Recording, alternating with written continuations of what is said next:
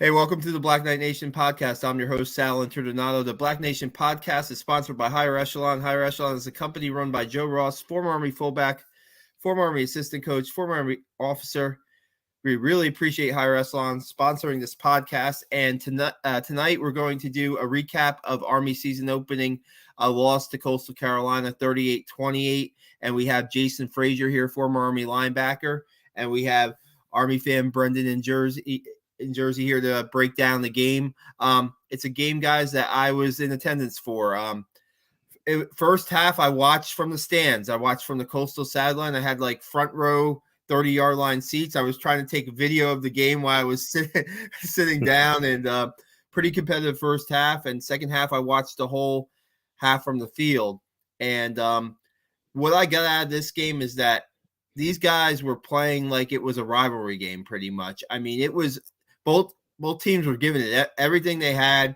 You saw helmets flying off. You saw pushing after the whistle. You saw a lot of jaw jacking in this game. I mean, this was a game that I didn't want to end, to be honest with you.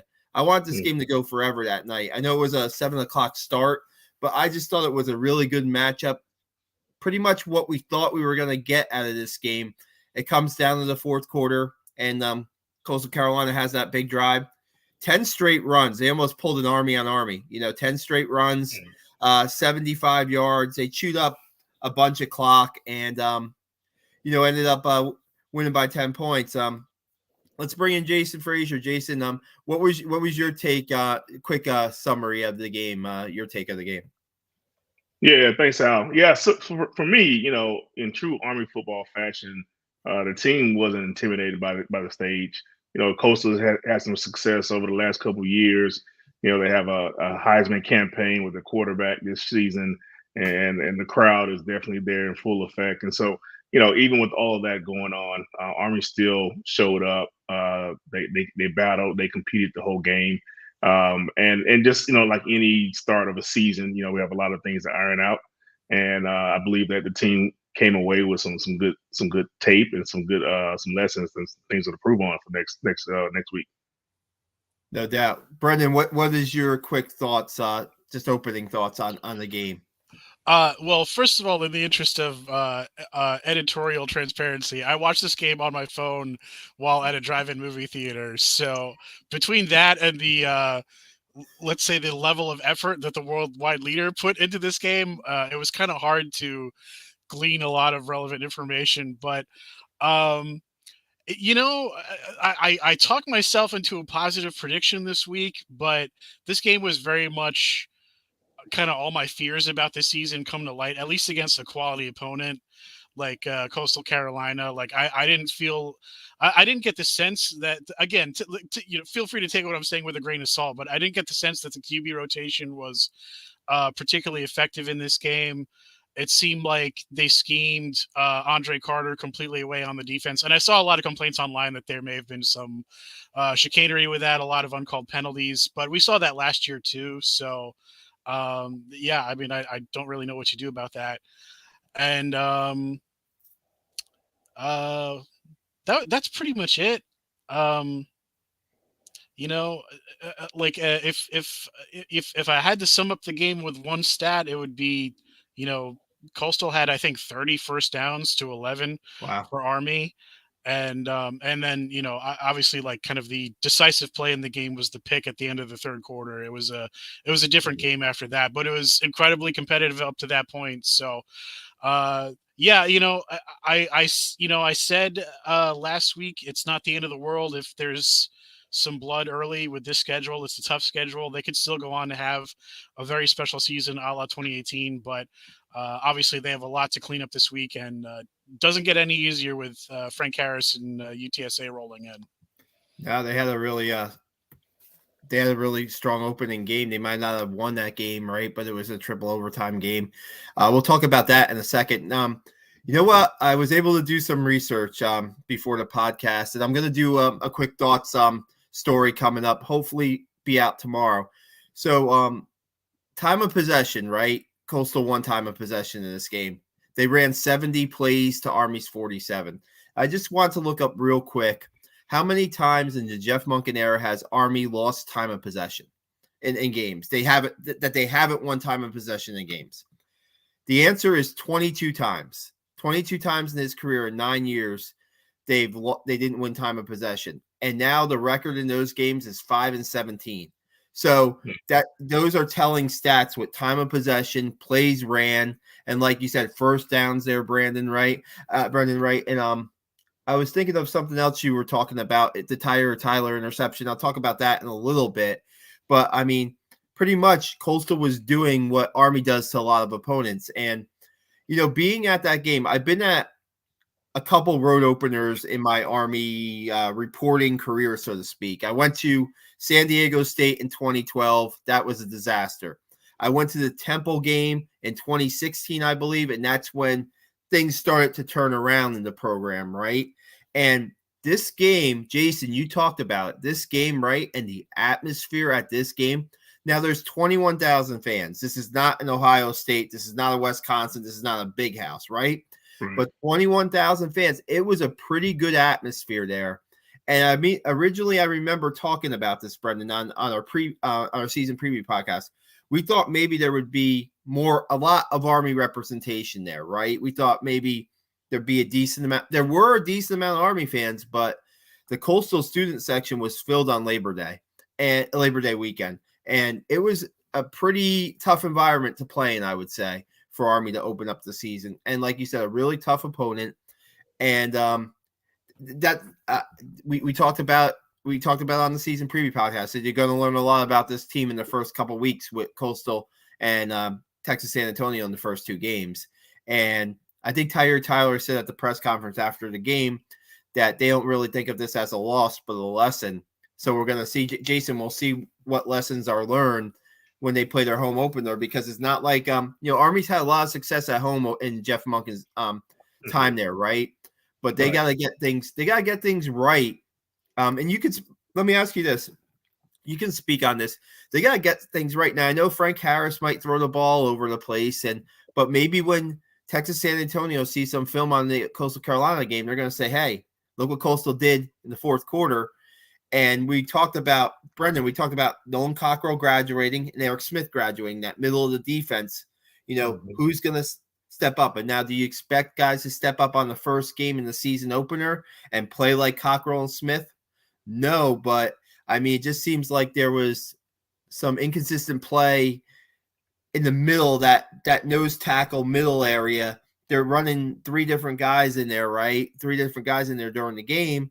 And Coastal had the way a little bit by getting the guards to the second level. And Leo Lowen he made 11 tackles. Leo Lowen's doing his best. When you're Leo Lowen, you got a 300-pound guard coming at you, and you got to try to shed him to make a tackle. It's going to be a rough end of the game, I think. I don't know. Maybe you could talk a little bit about that, maybe defensive scheming and strategy there, Jason, since you Yeah. So, traditionally, Army has succeeded and done well against the run, regardless of the opponent. And so that was a little surprising to see Coastal run the ball so much and be so successful. But then, as you alluded to, with the new additions on the defense right there in the interior seven, there are some growing pains and some opportunities for coaches to see who's going to step up and who's going to solidify their position there. So I do anticipate that portion of the defense shoring up as the season goes on.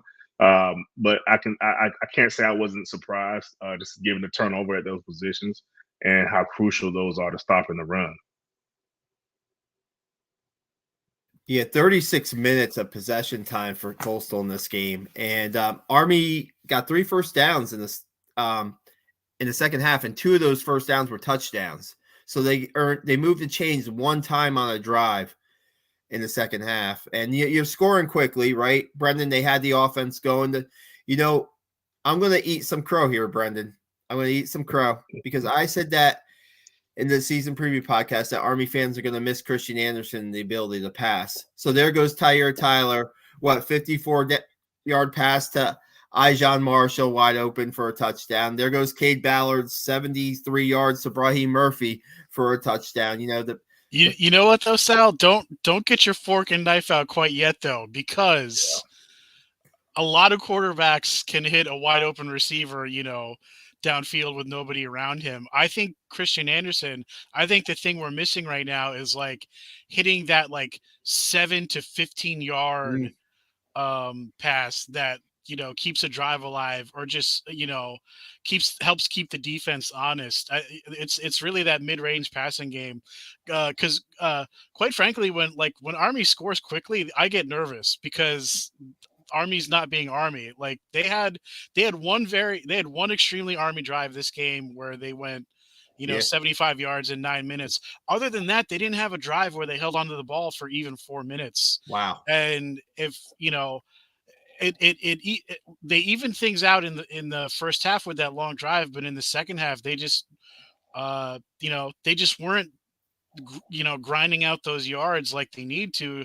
I mean, even just, even if you just hold on the ball for like 3 series of downs and like don't necessarily score, it helps your defense out so much. It's like we a lot of people talk about like the idea of complementary in football, but I think with this program, it's really important that everybody's holding their end up of the bargain. So yeah, and can I speak to that too? Because from a defensive perspective, one of the biggest advantages Army had over the competition was that chess game, right? And so with Christian Anderson back there, he was an effective runner and thrower. And so that opened the playbook up, and the coaching staff was able to keep defenses off balance. And so having that element greatly increases your chance of sustaining drives. Now, when you don't have that in one quarterback and you have to shuttle quarterbacks in and out based on their skill set, now you become predictable. And as a defensive player, you can predict what's going to happen. And I think that I wouldn't say you eat your crow on that, because Christian Anderson gave you that element. And if you look at some of the other academy teams that have been successful, whether it's been Army or Air Force or Navy, the quarterback that can actually have both of those elements makes that offense almost unstoppable. And I think that's the element that we may be regretting or missing this season. Yeah. So a couple things real quick. You talk about the defense being on the field a lot, right? Being on the field and being at that stadium on Saturday night, it was a human night out, right? And so there's some guys cramping up, some guys that need to come out. I asked Jeff Monken after the game. He's shuttling defensive linemen in and out, trying to keep defensive linemen fresh. And now I guess in college, Jason and Brendan, there's a rule where if the offensive team substitutes, the defensive team gets to substitute. I don't think that rule. That should just happen naturally, right? That should be part of coaching, right? Well, you should say, hey, that's referee. That's the old Nick Saban rule. Yeah. If you recall, Oregon had that offense, that quick strike offense, and Nick Saban got pissed about not being able to sub his guys out. And I think a year or two later, they changed that rule. So, yeah. Yeah, so there were a lot of guys cramping up. A lot of guys you weren't sure. Wait, are they injured? Are they hurt? Are they just cramping up? What's going on there? So I think that played a factor. When your defense is on the field for that long in the fourth quarter, you just get worn down. And I know that Army teams are going to be, very fit and very ready to go, especially in the first game of the season. But until you play in those conditions, you don't know. I mean, I asked Leo Lowen a little bit about that after the game, and he said that it's an adjustment when you play in your first game. You're going from practice and sometimes walkthroughs the day before. And then when you're playing a team like Coastal, who's that athletic and that wants to play that fast on both sides of the ball, I mean, there's a little bit of adjustment. So that certainly played a part in it. Real quick, if anybody's watching right now and you'd like to send us your comments or questions about the game, your thoughts on the game, please feel free. We'll read them, and then we'll give you our thoughts too on your questions. As far as the offense, right? I think at the beginning of the game, again, I watched it live. I'm watching the replay in bits and pieces today. But once you get off schedule, I think it was the first or second drive where it was like a 2nd down 10 play, and Coastal caught Tyler for a 1-yard loss. There was an opportunity to pitch the ball. The Coastal linebacker actually slipped and wasn't going to get out to Brahim Murphy. I believe it was the second drive to Brahim Murphy, and they took a loss. And then you have to throw on 3rd and 10, right? Mm-hmm. And I believe that's when they threw high to Isaiah Austin. and then they had a punt. So, yeah, what you guys say a little bit about the passing is you have Isaiah Austin, right? Austin, I think he had one catch or two catches, really wasn't a factor in this game at all. And he's one of the best wide receivers Army's had in a long, long time. Jason, you played with Aaron Alexander, right? And he's got a lot of Aaron Alexander in him, I think. And he just doesn't not really not a factor in this game there. I mean, go ahead, Sal. I'm sorry, I didn't mean to cut you off. No, I was just going to say, you looked at last year in the Wake Forest game, you're playing a quality opponent, right? And Army was able to throw the ball, like Brendan, you're saying 7 to 15. Well, Christian Anderson was able to stretch that to maybe 15 to 20 and throw the ball in a jump ball situation in an end zone or downfield to say, hey, Isaiah, go up and get it. Now you're running 7 yards slants to Isaiah Austin. And yeah, he dropped one pass, right? And that stopped the drive. And Coach Monken pointed it out. One pass over his head, one pass, he's going to get drilled as soon as he's hit it by like 3 guys, and he got weapons there. The slot backs had the big plays, certainly, in the game for Army. 3 of the 4 touchdowns were by slot backs, 54 yards or more. You had Tyrell Robinson with the 70-yard run. But there has to be some balance, especially when teams are kind of slowing your run down, right? Jason, like you were talking about. And please, I know it's one game, right? Yeah. I know it's one game, but please, on Saturday against Texas San Antonio, please try to get Austin a little bit more involved. Yeah, I mean, they're going to have to scheme Austin into the game plan because, like you said, Sal, he is a big weapon. He thought about leaving Army, came back, and he showed last season what he can do. Obviously, we don't have the same talent at quarterback that he took advantage of last year, but they're going to have to try to scheme him into the offense and make those throws a little easier and just get the rhythm going and just keep the defense off balance. I mean, that's the chess game that keeps us being successful. Is we can't become predictable. And I give Tyre credit though. The triple option was a lot more of actual triple ops in this game, and I like to see that more than just quarterback dive or quarterback keep. So that definitely shows some bright spots during the game. So I give him credit for that for sure. Brendan, your thoughts on maybe getting Austin more involved, or just the way maybe the flow of the game went for Army? I mean, outside of the 70-yard run, like they only had about 200 rushing yards in the whole game. Yeah. And we talked last week of like, Coastal struggled against power rushing teams last season. With Army, you kind of like you're dealing with like weird scales, but holding them to 200 yards is a win. I mean, they've averaged 300 yards a game the past 4 years. Yeah. So if you can hold them to 200 yards in the game, like that's a big win for your defense. And, I think ultimately that shows in the final score as much as anything else. They took away the quarterback run, no doubt, Coastal. 7 carries for Army quarterbacks, -5 yards. Now there's a sack involved in there. So sure. But you figure maybe that's a 5-yard loss. So you figure 6 carries for no yards for Army, basically from the quarterbacks. And we know in the past that can't happen. That's not a recipe for a victory, certainly.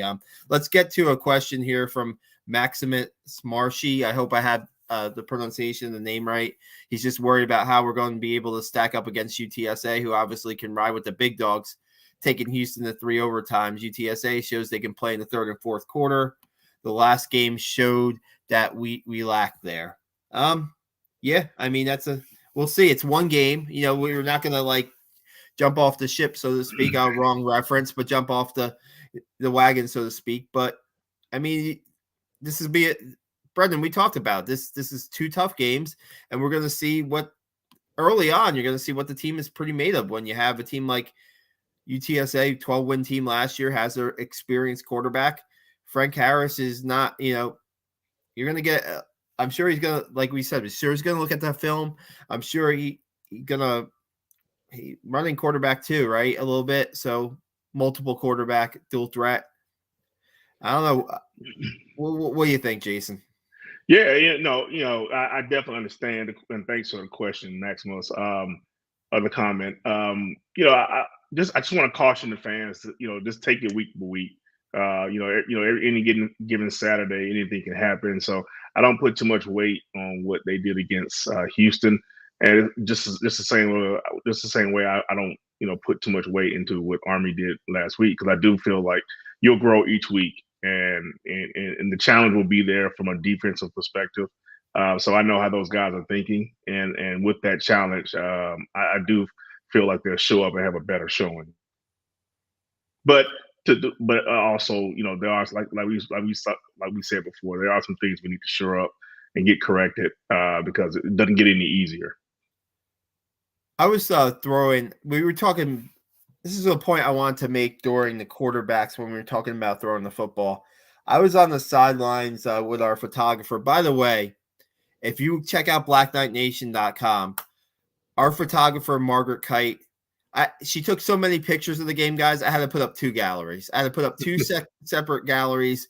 I mean, just great pictures. I was talking to her about her son, Bo, is a fullback on the team, sophomore fullback on the team. Talking to her, Coastal goes up by 10, that long drive, and I'm like, okay, I don't know. There's like 3 minutes and change left. I don't know if Army can answer. I think that maybe they should go to Jamel Jones. Jamel Jones, a little bit of a dual guy, has, can throw too.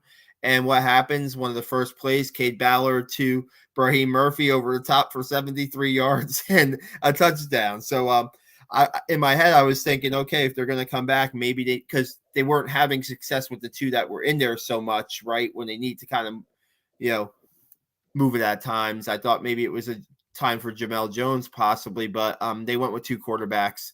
The interception that Tyre thrown, I was 2 feet away from that play and on the sidelines. And I think he was trying to make a play, right? I think he was trying to make a play. But when it's 3rd down and a little bit of long, you're drifting toward the sidelines. And he knew it after the game. He said it was a lesson learned for him. You just got to throw the ball out of bounds. There's no reason to put up a jump ball there. 0 reason to put up a jump ball. And you say that's a punt, right? It's not a punt. It was like a 25-yard pass, 25 yards change in that possession. Not 40 yards, not potentially 45 yards, depending on if you get a good punt or not from Billy Balky. So, I mean, that and I will say this, Tyre did own up to it after the game. He said he made a mistake and things happen in the game, right? Fifth year senior, especially that was the only turnover of the game. That was the only turnover of the game. And it wasn't the reason why Army lost. It wasn't the reason why Army lost, but definitely a shift in momentum, right? You kick the ball down, you punt the ball, you throw it out of bounds, and Coach Monken said he talked to him after that and said you could throw it to Coach Chadwell on the other, because he was on the Coastal satellite. You could throw the ball right at the Coastal Carolina coach. Just get rid of it, throw it out of bounds. You don't need to throw it in play at all and force something up. If somebody's wide open, of course you throw it up, right? But a lot of people were in that area. I mean, on that throw. So, I guess it's a lesson learned, but it was a really hard lesson learned because it kind of changed the tide of the game. I think that's when Coastal get up by 2 scores and kind of take control over the game, so to speak. So, let's go. Maximus is back, guys. He's got another question. He talked to Marquel Broughton, and he said that the team is going to get the hang of it. He had a lot of praise for the Coastal team and said they'll be able to take on UTSA. He said they've never been able to handle their run. Maybe he's talking about the RPOs. Maybe he's talking about the RPOs. Maybe when he's talking about that, Maximus. Maybe. Oh, I think he's saying UTSA hasn't been able to handle Army's run. Army's run. Good point. Yep. Because they did. Brandon. I mean, that's one of the things that gives me hope for this week is Army's played UTSA twice before with Frank Harris in 2019 and 2020, and those were both decisive Army victories. And the 2021 is basically the same two quarterbacks for Army we're talking about now. So, yeah, I mean, I'm hoping a lot of the defensive issues were just the result of like that group playing together in a big game for the first time. But yeah, I mean, like I said, it's like the whole team has got to work together. So I think the offense very much has to find itself, even though they put up 28 points this week, which is pretty much like what they've done on average, like the past 4 years or so. But I think both units have a lot to work on this week. They got to find themselves. Yeah, I agree with that. No, I agree with that. The team definitely is going to come into this game with some success. Just understanding the opponent. They play UTSA pretty well in the past, and so that's why I said I don't put too much stock in what happened with Coastal. I just know that they probably flushed that game already by now and have moved on, and so the challenge is there. We're at home. Our record at home, is very impressive over the last couple of years and through Monken's tenure. So I definitely feel like the team understands what's at stake. So yeah, and honestly, 1-1 with these two teams, 1-1 is a good start. So if they win this week, it'll be a lot of good vibes.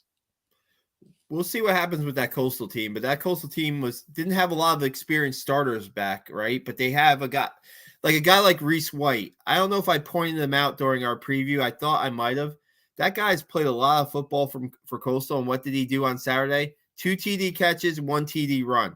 That guy played behind a lot of guys a couple guys that tried to make the pro jump, and he's a really hard runner, and he had a couple really hard runs inside the tackles that he was able to pick up yardage with. And then I guess the second touchdown pass that he caught, I was in the back of the end zone, and it's my best video taken ever of a college football play, guys. And I got it pretty good. And it's just like you're so locked into Grayson McCall. We haven't even talked about Grayson McCall in this game, right? Because Grayson McCall, he pretty much managed this game. He didn't do too much. He just managed this game. He didn't take a lot of it on his shoulders when he had to complete a pass. That touchdown pass he had to Sam Pinckney, where Sam Pinckney had that diving catch in the end zone. That's an NFL throw right there. I mean, and Sam Pinckney is a guy who played against Army, I think a couple of years back for Georgia State, a guy who's a transfer guy. So I think that we didn't talk much about Grayson McCall, but I think when you're a defense, Jason, you have that quarterback who can do a little bit of both, right? And you have to, especially with that offensive, the RPO that the Coastal runs, you got to be a little locked into the quarterback. Sometimes your eyes get caught up, and that second that you're caught up, there's the linebacker. You can't put a linebacker on Reese White first off, in my opinion. I mean, I think in that situation, maybe have another nickel guy and maybe have another DB back. Why is the Mike linebacker covering a running back out of the backfield? Because the guy came kind of, I don't know if that's his assignment or not. Maybe it is, but it wasn't a good matchup for Army on that play. And McCall saw it, and a couple times, right? McCall didn't have the Heisman Trophy type of game, right? But another big play was that fourth down play on the goal line where they went for it, right? And they go for it, and it's a smart play call. He's going to throw the ball up to his receiver, and a couple things can happen. His receiver can catch it, pass interference, incompletion. And what happened? Pass interference on Cam Jones, and some Army fans will be like, come on, fourth down. How do they call that?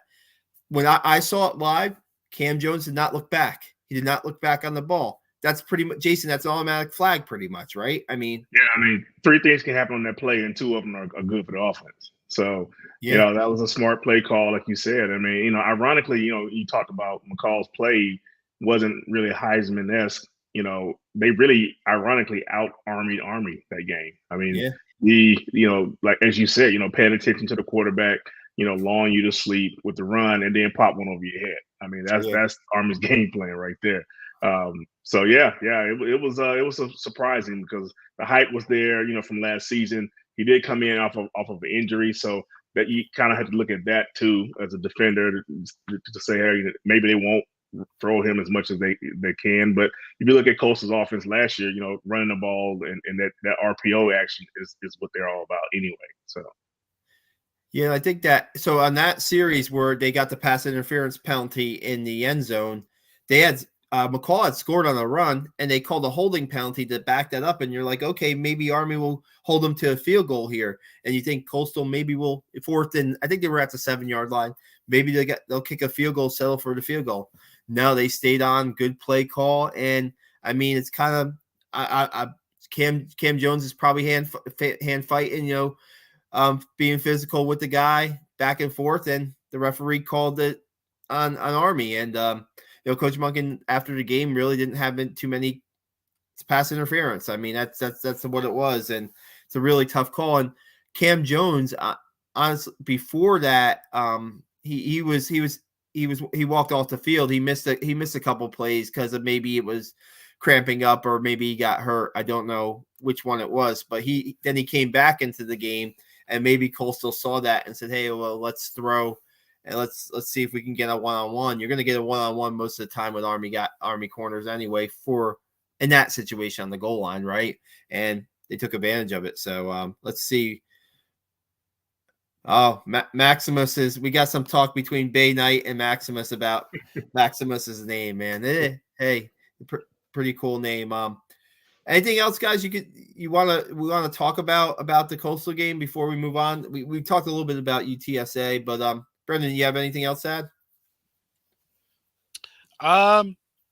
Not really. Like I said, I mean, I'm still hopeful.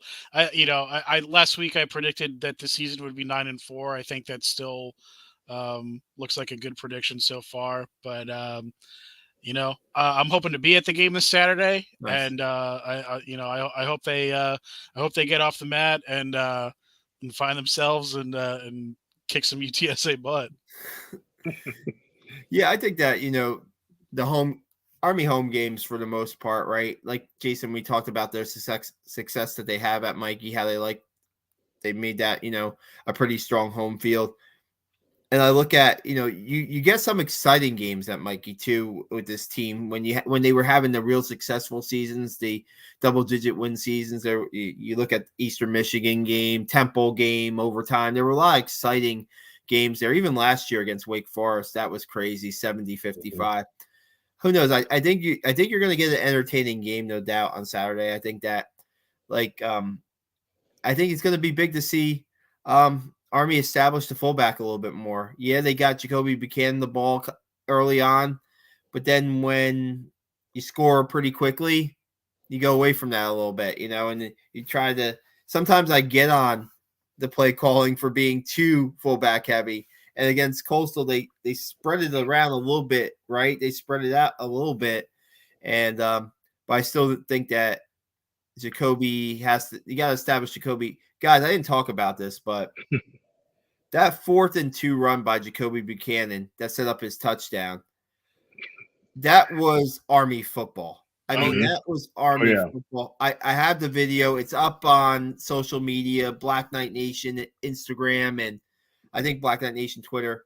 Man, watching that play and watching him just go through the heart of Coastal Carolina's defense. Guess who's going to get the ball on 4th and 2? Coastal knows it, and he just went – he didn't just get 2 yards. He got 7 yards, and you think of some people might say, well, why didn't he score? Because he blew past like 5 or 6 Coastal defenders right through them. I mean, and give credit to the offensive line on that play because the offensive line was pretty blocked well. Connor Finucane, Simon Dellinger, Connor Bishop. Connor Bishop had his hands full in this game against Coastal. Clark from Coastal Carolina, 340 pounds. Connor Bishop had to deal with at the nose on most every snap. Now, Army only had 47 of them, but that was a tough matchup. Couple things I wanted to get into real quick. As far as injury-wise, Boobie Law did not start in this game. Army's left tackle. He was available, and Dellinger got a little bit banged up in the second half, and Boobie Law had to go in there and play. Doesn't really seem to be getting back to full strength after I think he had a knee injury at the end of last year. So getting back up to full strength Booby Law. That Jason, that usually, I mean, your first game back from an injury, like, so you figure that's Navy in December, right? Right. Here we are early September coming back for offensive linemen too to come back from that, right? I mean, it's gonna take a little bit for him probably. Yeah. I mean, you look at it, it's physical, but it also is mental. Can you get back to playing without thinking about it and having that hinder your performance? And so, as you said, I'm sure the coach staff will ease him in practice a little bit more to get his mind off of that. Maybe do some one-on-ones and see how he performs on the one-on-ones in practice. But yeah, he just have to get over that mental block, just like the physical block. But I'm sure he's itching to get back out there. Yeah, and we didn't really talk too much about Andre Carter, real quick. All-American linebacker for Army, wasn't really a factor in this game too much. It's like we said, it's not like Grayson McCall was slinging it all over the place, right? He didn't throw. Right. I think he threw 17 passes, maybe, right? So that's 17 chances. Andre Carter has a chance, but then, like Brendan, you said earlier, there was one play where he literally got tackled. The left tackle literally like was a defensive player and tackled him to the ground. And I'm like, I'm watching from the far end zone. I'm like, if that's not a flag, I don't know what is not a flag. And like a delayed flag gets finally thrown and they call it on. I mean, this is what he's gonna face every game. He's gonna get held, he's gonna get choked, like that hand across the jersey. It looks like a potential like hold. I posted a picture on Black Knight Nation Twitter tonight that got a lot of response. Our photographer Margaret Kite got two photos where it looked like that there's some holding going on there. Jason, you could probably call holding every play, right? Yeah, you can, but it's you have a player like Andre, and you have obviously coaches are probably game plan for him coming to the game, and then with him being on the edge, especially in those big situations like down the goal line. I mean, those are going to stand out a little more. And you just wish that the referees would, see that and obviously make the obvious call there. And I saw it, but give Andre credit. He kept going at it. He kept, utilizing his moves. He speed rush spins. I mean, he was giving them everything they could ask for when the opportunity arose. And so he seemed like the type of kid, well, he's not going to let it bother him. He'll just going to keep going and keep going. So I'm sure sooner or later he'll get home. But he's going to have to expect that every week because all these defensive coaches are going to, when you're number 2 in the country in sacks in Division I, every defensive coordinator is scheming against you. So I would like to see some. I think it was a Sun Belt crew. I could be wrong. I think it was, Coastal Carolina Conference crew. I could be wrong there. But do you know the play? Do you know who you're officiating? Do you know the play? What the players coming into the game are? Does that factor in officiating? I don't know, guys. I really don't know. But when you have a guy of elite talent like Andre Carter, I would think that you kind of watch that very closely at times, and to see that one was called, and we'll see what happens. We'll see what happens during the season. And I was gonna put a post like it's gonna be a really hard season for Andre if this is the way it works out. If offensive linemen can do whatever they want to him, and it's gonna be called once a game when it seems like it's more than obvious that there should be multiple infractions, and until that whistle's blown, that offensive lineman or linemen or backs are just going to say, "Hey, I'm doing my job. I'm not." They're not going to have in their head, "Shoot, maybe I can't grab him around wherever they're holding him. Maybe I can't do that all the time." But until it's called once, I mean, I don't know. I mean, we'll see how it goes. Yeah, and I'm pretty sure the coaching staff, they usually before the game talk to the refs, say, "Hey, keep an eye out on this." Keep it in the ref's mind because you can anticipate it's going to be happening. So I'm sure that some of that is going along. So we may even see a lot more calls this game just to kind of, because the coaches are giving them a little heads up. Oh yeah, I don't think Monken's ever been shy about doing a little negotiating, a little litigating with the refs.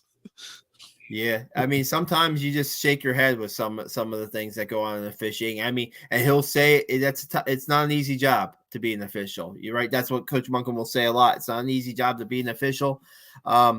I've never officiated a sport in my life, guys. So I mean, but it seems like I'm always going to question the calls, right? I mean, as a reporter and as doing this podcast. We got another question for Maximus. Let's get to this. Are we worried about the pass interferences during the Coastal game, or was it really just they were a fast team with speed and shiftiness at the wide receiver position? We haven't matched up with much. Want to take that, Jason? Yeah. Cornerback is probably the hardest position on the football field. I mean, those are the best athletes on the field, arguably. And so, again, first game of the season, really tough position. Some really elite skill sets on the other side of the ball. It was anticipated, but I wouldn't be too worried about it. I mean, if you look at some of the history, some of the teams we played before, I think about the Tulane game. I think it was like 2 or 3 years ago. I mean, they had track stars at wide receivers, and we ended up pulling that game out. And I was worried, hey, these guys are wide open, but they hunkered down and they adjusted. So I wouldn't say after this first game I'll be too worried. Let's see how they look in the second game, and then we kind of reevaluate. Brendan, you were gonna. I think it's too early to. I think it's really too early to call on something like that. We'll see. We'll see how that plays out as the season goes. I will say Jabari Moore he's an experienced corner. Cam Jones is an experienced corner. When Cam Jones went out, Brandon Plate went in there, a freshman, went in there to take a couple snaps. And you still have Isaiah Morris and Bo Nicholas Paul there at corner. They have guys that have been in games. So, I mean, good play calling, good athletes maybe. You got to tip your cap to Coastal on some of these plays too. You can't stop every play, right? Let's see. Bay Knight 20 wants to know, how does UTA bounce back? I mean, that's a tough game, right? Because you're very close to pulling off a win against Houston. I think Houston is the top pick in the American. I think they're one of the top teams. They're predicted to be one of the top teams in the American this year. So that would have been a good win for UTSA. And no doubt, when you're at UTSA and you're going up against Houston, right, in state, that no doubt is a big recruiting game for them too, if they were able to get that win. Now they have to travel, to the East Coast, noon kickoff time on Saturday at Mikey Stadium. I haven't really done like super research on the team, but when you have a experienced quarterback like Frank Harris, who's played these games against Army, like you said, Brendan, before, we'll see. I don't think it's a shell shock thing coming in after that game. You have, like you said, Jason, like the Coastal game, you kind of forget about that, and they probably were preparing for Army yesterday, so, and get ready. Yeah. They've probably been preparing for the triple option on defense probably through the preseason. So yeah, our biggest advantage, I think, this game is going to be time possession. Like Brendan said, we can control the clock, limited possessions that the offense has, and wear that defense down, coming to the East Coast, early kickoff, coming off an emotional game. If we can do that successfully, I think the favorites. I mean, the momentum is going to shift in our possession, I believe. Yeah, much as I don't always prefer the 12 noon Eastern kickoff as a fan, I know it can absolutely be an advantage for the team if somebody's coming from another time zone and they're all of a sudden they're playing a football game in the AM on their body clock. Yeah, no doubt. I'm sure UTSA probably gets in there on Friday for a stadium walkthrough, and then Saturday. I wanted to bring up something. This is really petty, and this is the reporter in me. And then I'm going to put this Coastal game to bed. I mean, but it really bothered me. I think I lost some sleep on it on Saturday. I think when I got back to where I was staying at about 11:30 after the press conferences. So Army's down by 10 points at the end of the game. They're trying to get back in the game. And, we talked about the way the offense runs and how it's hard to come back with a little bit of time, but they showed that they had big plays on Saturday. It's a 3rd and 8 after, with 2 minutes left. I believe they called a fullback dive on 3rd and 8 down by 10. And I'm thinking, and then they threw the pass on 4th down, incomplete. just overthrown, just try to get rid of it and stuff like that. I don't know. I just the fullback dive on 3rd and 8, is that saying, okay, we're conceding here, or they're gonna break out? I thought it was like one of the bigger guys, Tyson Riley or Jakobi Buchanan, on that play. I could be wrong, but I just didn't really understand that. Don't ask me, guys, why I lose sleep over one play like that in a game that's 10-point game with 2 minutes left, and I'm thinking, like, what's going on here? Like, what you got to put the ball in the air. But maybe back to your guys thinking, Jason, they just right now they got to find that, and Brendan, they got to find that intermediate stuff, right? They got to make that intermediate stuff work, and if it's not working, I mean, running inside on 3rd and 8 with down by 10 with 2 minutes left, I don't know. Yeah, I mean, the intermediate stuff is so important because, up for us, 4th and anything 3 and less, that's an automatic go for us. And so when we get behind the sticks and get behind schedule and don't hit those intermediate passes on the early downs, it really, really does put us set us back. Yeah, I will say, I didn't mention this before, but senior wide receiver Ryan Jakovic, he's out with an injury right now, and he's not going to be back in the near future. So that's a guy who they were counting on, a wide receiver, a tall target for their quarterbacks, and he's unable to play right now. So you got the wide receivers, you got Isaiah Alston in the mix, you got Vishay Danyan, a guy who's played, but really now this is going to be some major snaps for him as probably the second wide receiver right now. Cole Catterbone, who was starting wide receiver last year, he started the game as slot back, guys, for Army. He played the slot with Tyrell Robinson for the first series, at least maybe the first couple series. And I thought that they wanted him in the game for his blocking, because he's a pretty good blocking wide receiver. So maybe they can put Cole at wide receiver. Casey Reynolds is a guy who's a sophomore who they we'll see. Somebody's got to make. We know Tyrell Robinson, Ijon Marshall had a big play in this game, and the slot backs will get the big plays. Let's see if the receivers can help out the offense a little bit when needed, right? When needed, and you might need you might need it against UTSA. What happened to Navy losing to Delaware? Bay Knight wants to know. Yeah, I mean that was a noon game, I think. That was a 14-7 game. Guys, any thoughts on that? Honestly, I don't want to say like, oh, I saw that one coming, but I did have a feeling looking at that on the schedule. I'm like, ooh, like that's a rivalry. Like I think Delaware could take that one. So I'm not shocked. I'm not shocked that they got a W. It was a little like kind of grinded out more than I thought it would be, but yeah. Yeah, I think the Ryan Carty, the Delaware coach, in the post game on the field, I think he dropped an F-bomb or something during the interview or something like that. He was so ecstatic so happy that they won, right? Probably I mean, they probably been prepping for that game all summer. So, absolutely. It's true, right? They were ready for they're ready for Navy's offense. With that game, when I saw the score of that game, I had a Army fan tell me keeping me posted on that game. I would say, man, that makes the loss to Navy even worse last year, because that just reminds me of how bad that had to hurt, the loss to Navy, when Navy comes out of the gate now. I know different teams, different seasons, but it just I don't know. That loss is going to stick with these. Jason, you'll probably attest to this. That loss is going to stick with Army players until they play Navy again in December. So.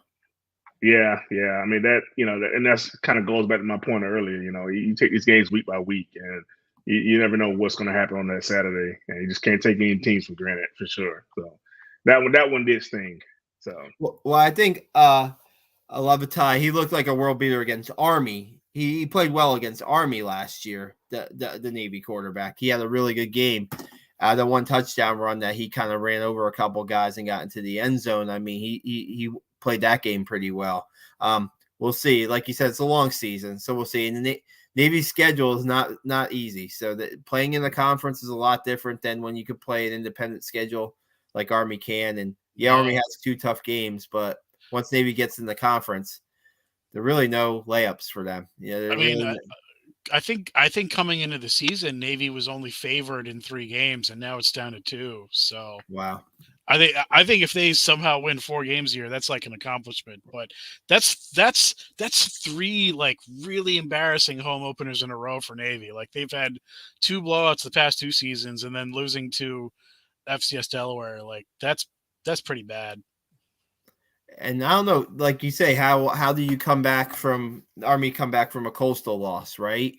That's a game where Army was in it to the fourth quarter, very highly competitive game I can't wait to see next year at Mikey Stadium, right? Whether Grayson McCall is probably going to be playing in the NFL, but and then you look at Navy and that how do they bounce back from that loss, and we'll see. I haven't looked at Navy's schedule, so I have no idea what's up next for Navy. I should have studied a little bit more on that, but that's down the road. I know Air Force got a win right week 1, so if we're talking service academies, Air Force has got 1 win, and Army and Navy are looking for their 1 win this week. Guys, we really appreciate you. Bay Knight, Maximus, thanks a lot for joining us in the conversation. That this is what we want to do with these recaps. Not too sure what we're going to do on Saturday. Part of me wants to go live after the game. Part of me will probably come back home, and maybe if you guys are available, let me know after the game. Maybe we'll do this again on Saturday night. But after the Coastal game, I thought I'm going to go live from the stadium. Then I got my family waiting for me in the car. Then I think I'm going to go live when I get back to the condo. I'm falling asleep right now. I can barely stay awake, and there's no way I'm going to do a podcast by myself, So I need co-hosts like you, Jason, and you, Brendan, to get me through these things. So because I got my little picky, pesky, I'm a nitpicker when it comes to sometimes the like play calling in certain plays, and you guys can put me in my place a little bit. So Bay Knight saying Air Force 1 good, and he doesn't want us to end the show, guys. He doesn't want us to end the show right now. But yeah, hey, we're gonna give it real quick, Brendan. Let me just give a shout out to Steve Anderson. Steve Anderson, it could not be with us tonight, but we look forward to having Steve's opinions and analysis and just his personality back on the podcast really soon. And Brendan, you were going to say something. Well, to that point, you had a fantastic interview this past week. That was a great listen. I guess it was Tuesday night, I think. But one, Troy Lindley on the podcast. Troy Lindley, yeah, that was, I mean, being a civilian, it's like hearing all these journeys is like fascinating to me. But to the football, one footnote I forgot to mention last week. 1 more win puts Monken alone for second all time in academy wins. I think he's currently tied with Charles Daly at 58 wins. So 59 puts him alone in second place. He's already alone in second place, I think, for games coached, and is in first place for postseason appearances and wins. So yeah, just climbing his way up the all-time charts. I was trying, and somebody asked me when I was at the game, how long is he going to stay for, right? And before the game starts, like an Army fan or somebody, I forget who it was, and I'm like, I always thought that he wanted to be, or not. This is me personally saying, he never told me this. I always thought that Monken wanted to be held in that level of the Red Blake at West Point, right? I mean, yeah, his name's been out there for jobs, right? Yeah, his name's been out there for Kansas and a few others, and I think Nebraska fans want to hire him tomorrow, right? I think Nebraska fans want Scott Frost out and want to hire Jeff Monken tomorrow. But I think he's definitely built a culture here at West Point. And I think that, second on the all-time list. I mean, so I was trying to figure this out before I came on the podcast, Brendan. We're probably talking about 110 games he's probably coached at Army right about now, like roughly, I would guess. Yeah, something like that. Yeah, and because I was trying to figure out how many of those I was going to try to do the percentages and say, well, they've only been time of possession lost 22 games of Monken's 110 in his career. They've lost time of possession. Do that the other way around. 88 of the 110 they've won time of possession. I'm a numbers guy. I apologize, guys. I'm a nerd like that. But yeah, I mean, is this the week that he gets sole second place? I mean, Red Blake is way out there. I mean, way out there, right? Red Blake would take like probably. I'm trying to do the math here. Red Blake would take another probably 10 seasons, maybe. Maybe depending on how much success Army has, maybe 8 to 10 seasons. I mean, that's like build a statue. Build a statue. They're doing the reconstruction of the stands there by Lusk Reservoir. I mean, I know they have the statue, the statues of Dawkins and Mr. Inside, Mr. Outside. I mean, Jeff's probably next, right? I mean, Jeff's probably right up there next, I would think. He would never. You ask him that question, forget it. He'll change this. He'll change. Sure, yeah. No, he's never one to comment on his own legacy. Nah, he'll change the subject real quick. But I must say, it was really fun to get out to that home that road opener. Ken Kreitzer and I were out there covering it on the Army side, and we were able to get field access. Coastal Carolina was great. I mean, I was able to get field access the whole game if I want to. I was out there for pregame.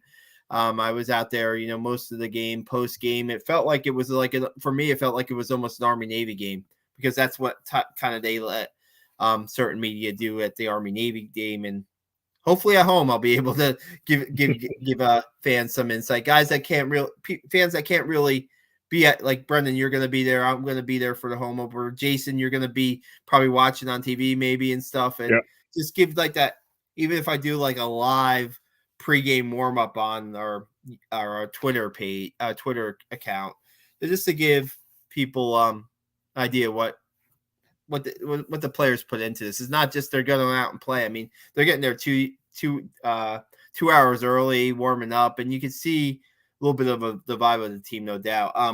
By the way, we're doing this for Bay Knight. We're extending this for a couple minutes for Bay Knight 20, and he doesn't have any questions for us. Real quick, our YouTube channel has 488 subscribers right now. I would love to get up to 500 by the Texas San Antonio game. So, guys, if you're watching right now, or people, if you're watching right now, give us a subscribe. Our goal, of course, down the road is 1,000 subscribers, but right now I'll take 500. Our Instagram is very close to 1,000 followers on Black Knight Nation. So the word's getting out. Brendan, I really appreciate your comments on the Troy Lindley podcast. Next Sunday, we're hopefully going to get an Army assistant coach. We're working on that for our podcast, trying to get one of the assistants on. Hopefully, I'm guessing it's going to have to be after a win, right? It's going to have to be after a win coming up on Sunday. I say next Sunday. I mean this Sunday coming up. So hopefully we're going to get an Army assistant coach. And I'm going to reach out to a couple alums and see if we can get them. Hey, Jason, real quick. You know Seth Neiman? Oh, yeah. Yes. Yeah, Seth, my classmate. Yeah, I was thinking about maybe I'm just about to direct message Seth today to see if you might want to come on our podcast. I think I wrote a story about him when I was a beat writer. And I mean, just a story about, his football playing days and his service time and some adversity that he had to go through and how he's, very active right now. And it's a guy I like to have on. So maybe I'm going to try to reach out to Seth. Those are the type of stories we're trying to tell here. Just about, we had Jason on too to tell his story about how he got to West Point and, the stories of life after West Point. It's different for everybody, right? The journey there is different, and life after West Point can be different too. And a lot of stories people are into. So, wait, we got one more. He's going to fire some questions at us, and then we'll be out after these questions. We appreciate it, Bay Knight 20. How do you think the quarterback position works out this year, Brendan? Oh man, I would love it. I would love it if they could find a guy. I was actually before this, I was thinking back to last season, and because I think the Western Kentucky game is kind of like a good idea of like how Army wins against a high-powered offense like CCU or certainly a few other teams they'll play this year, and that was basically the Christian Anderson show. I mean, they did get a good amount to Robinson had 81 yards, Buchanan had 61 yards, so it wasn't all on Anderson's shoulders, but he had like 120 rushing yards plus like going 5 for 6 passing and a TD. So I would love it if they could groom one guy to be the guy just for this season, because all three top quarterbacks are graduating. So yeah, God only knows what happens next year, but I think it'll still be the rotation until the very last down of this season. I don't know. Like I said, I mean, for me, I just wish it was just like series by series and not like switching them in and out of there like wide receivers, like in the middle of one series of downs. Yeah, Jason, any opinion? Yeah, same. I kind of spoke about it earlier that, just you want to maintain a competitive advantage. You have to find that one quarterback that have both skill sets, and you just let them groom them and let them be that guy. When you switch them out, during the series, it just takes away the momentum and takes away your predictability. I was talking about this either in the car. I don't think my wife would have listened to me talk about Army football quarterbacks, but I was talking to somebody about this, about the future, right? Bryson Daly, sophomore, and Alex Meredith is on the team as a quarterback. He's a guy who was highly recruited out of South Carolina. He was a prep school quarterback. Went to prep, was a top prep school quarterback. And then when he came to West Point, he decided he didn't want to play football anymore. He wanted to focus on being a cadet. And this spring, he came back out for the team, and talking to the coaches, he just wasn't picking up the option. He wasn't in the playbook for 2 years, right? So he had to learn the playbook a little bit more. I'm not saying this year for Alex Meredith, but maybe Alex Meredith is a guy that maybe toward the end of this year gets more familiar with the playbook, and maybe that competition in the spring, maybe Bryson Daly, Alex Meredith, and then the freshman class. I know they have high hopes for Zach Mundell, who's a freshman. And they're, every year they're going to bring in 5 or 6 freshman quarterbacks. And then you look at this year, they only have 2 sophomores. They have Elon Mitchell and Bryson Daly. So they kind of, their cuts on the team. You only have a certain amount of positions to carry. We also have to remember, too, I didn't see him play a lot in this game on offense. Maurice Ballon has played quarterback for Army. He hasn't played. The sample size is not big in his career, right?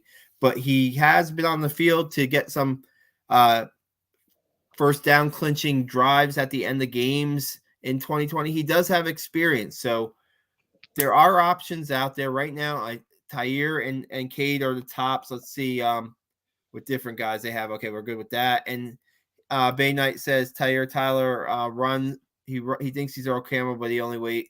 Tyre Tyler is probably up to 185, 190 right now. They say he's as strong as he's ever been, but he didn't really get a chance to do much of that against Coastal Carolina. He sometimes the QB draw. They ran one QB draw, I think, out of a shotgun with Cade Ballard, and I think it was his first play of the game. It was a passing situation. They thought they were going to catch CCU off guard, and CCU snuffed it out. I don't think there was any gain there.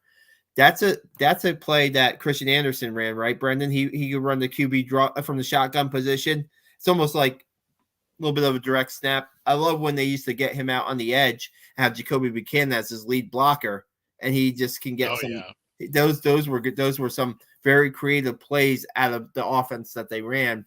Maybe those are some of the plays we can see coming up, just to get a Tyre in space, just to get Cade in a position where he has to maybe draw the defender and pitch it out for a big run for Robinson, Marshall, Murphy, all those slot backs. Maybe Ballon gets in there. So we'll see. I mean, I can't wait for Saturday, man. It's like it's coming up really. It was a holiday weekend. We're already at Monday night, right? Late Monday night. Right. So there's not too many sleeps more until the Black Knights take the field. Check out Black Knight Nation. We're going to have you covered on Saturday. Hoping to have a photographer up there. I'll do the pregame stuff. Maybe we'll catch up with Brendan when we're there too. I know that the Ask for Football guys want to get together too. So we'll be there. Jason and Brendan, thanks so much. And again, thanks so much for the people that were watching and sending in their questions. We'll do this often. And check out BlackKnightNation.com and all our platforms. Jason, anything you like to plug? Nothing to plug on my end.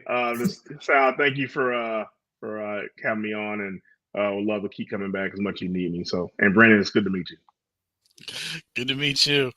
I said it last week. If anybody ever finds their way out to the Mahoning Drive-In Theater in Lehighton, Pennsylvania, occasionally I will be DJing the pre-show. So, if anybody's in the Jim Thorpe area and loves movies, you can find me there. Well, we'll hope to see you at Mikey Stadium on Saturday, Brendan. I hope to catch up with you, at least say hi and maybe talk some Army football before the kickoff. Black Knights take on the UTSA Roadrunners noon kickoff Saturday. Again, we'll be there. Appreciate you guys following us tonight, and you guys have a good night. Good night. You too, Sal.